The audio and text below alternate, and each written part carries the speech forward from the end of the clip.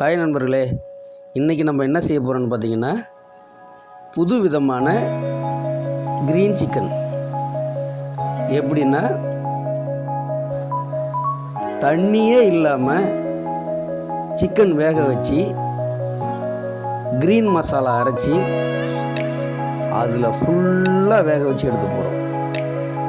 கொஞ்சம் கூட தண்ணி கிடையாதுங்க. வாங்க வீடியோக்குள்ளே போகலாம், எப்படி செய்கிறதுன்னு பார்க்கலாம். அதுக்காக ஒரு முழு கோழியை வாங்கிட்டு வந்து உரித்து சின்னதாக பட்டனாக வெட்டி எடுத்துக்கிட்டோம். அதுக்கப்புறம் பார்த்திங்கன்னா புதினா, மல்லி, கருவேப்பிலை எல்லாத்தையும் போட்டு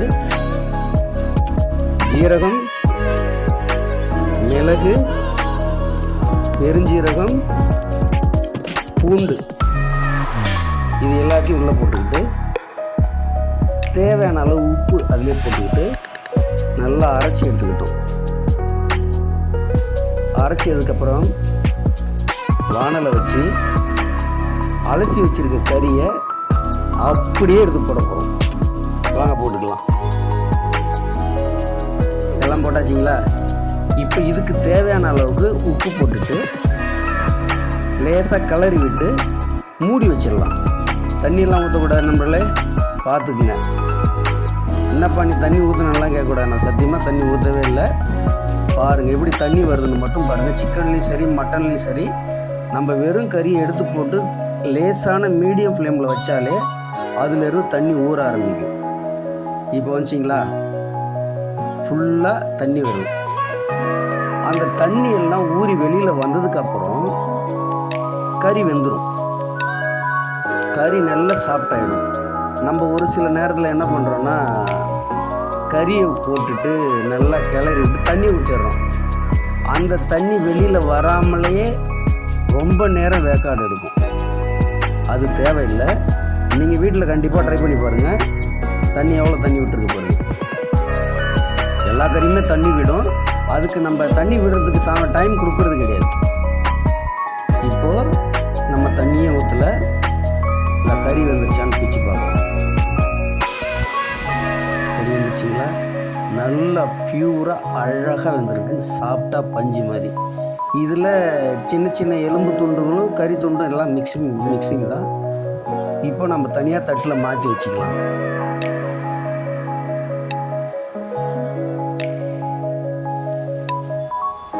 இப்போ தனியாக எடுத்ததுக்கப்புறம் சட்டியை கழுவிட்டு திரும்ப எண்ணெய் விட்டுக்கலாம். பட்டை கிராம்பு போட்டுக்கலாம். பச்சை மிளகா போட்டு கொஞ்சமாக வெங்காயம் போட்டுக்கலாம். எல்லாத்தையும் நல்லா கலரி விட்டு நல்ல ஒரு கோல்டன் ஃப்ளேவரில் வரும்போது கறியை எடுத்து போட்டு நல்லா கலரி விட்டுக்கலாம்.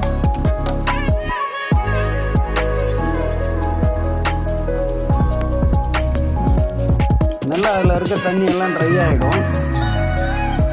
தண்ணி ட்ரை ஆனதுக்கப்புறம் நம்ம அரைச்சி வச்ச பேஸ்ட்டு க்ரீன் மசாலா அதை ஊற்றி நல்லா கலரி விட்டுக்கலாம்.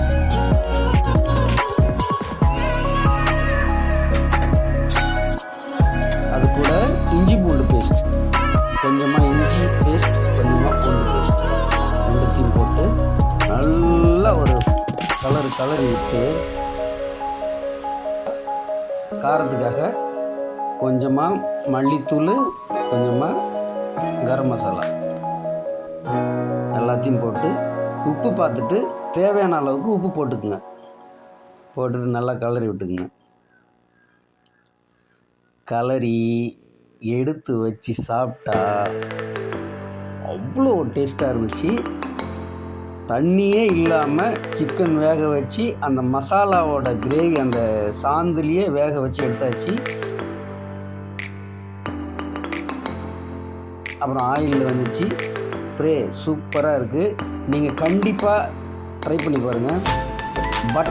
பட்டனாக சின்ன பீசஸாக வெட்டி அதை அழகாக எடுத்து பொரித்து சாப்பிடும்போது அவ்வளோ அருமையாக இருந்துச்சு.